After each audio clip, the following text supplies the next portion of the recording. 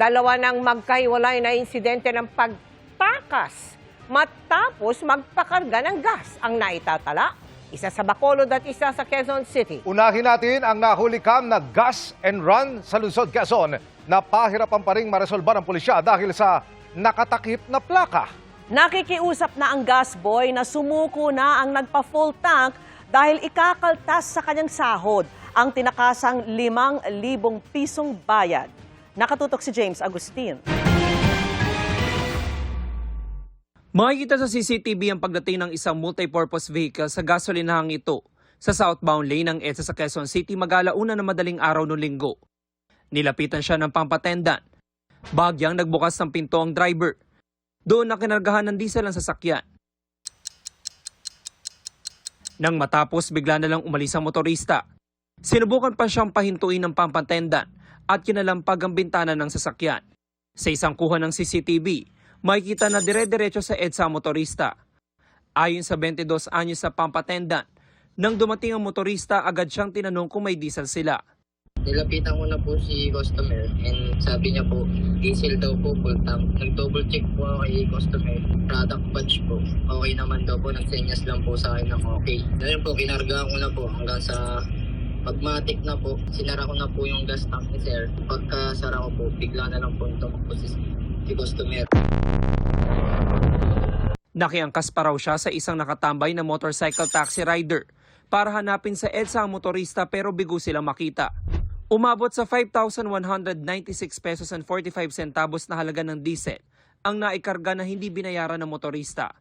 Ang masaklap ayon sa pampatendan, ibabawas ito sa kanyang sahod.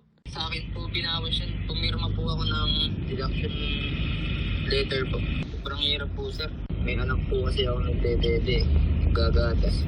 Pati sobrang abala rin po sa istasyon namin sir.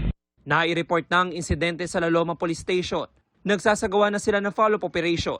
Kahit may kuha ng CCTV, hindi malinaw ang plate number na nasa harapan ng sasakyan. Ang plaka naman sa likurang bahagi may takip na tela. Nakipag-ugnayan na ang pulisya sa MMDA at LTO. Nakapag-backtracking na rin po kami sa mga CCTV na pinanggalingan ng suspect at nag-forward tracking na rin po kami ng mga CCTV rin kung saan papunta po itong suspect.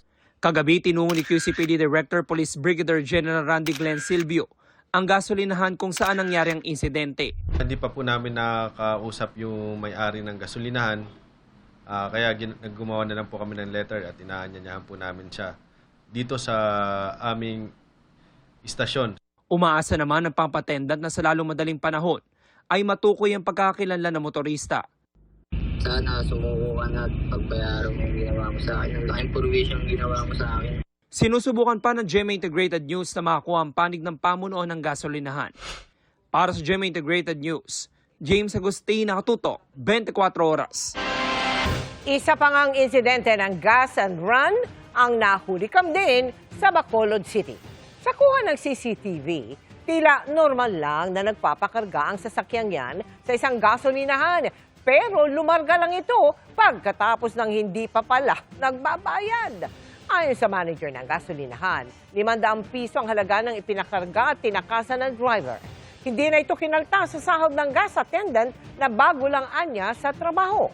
Naikipag-ugnayan ng pulisya sa LTO Negros Island Region para matunton ang driver.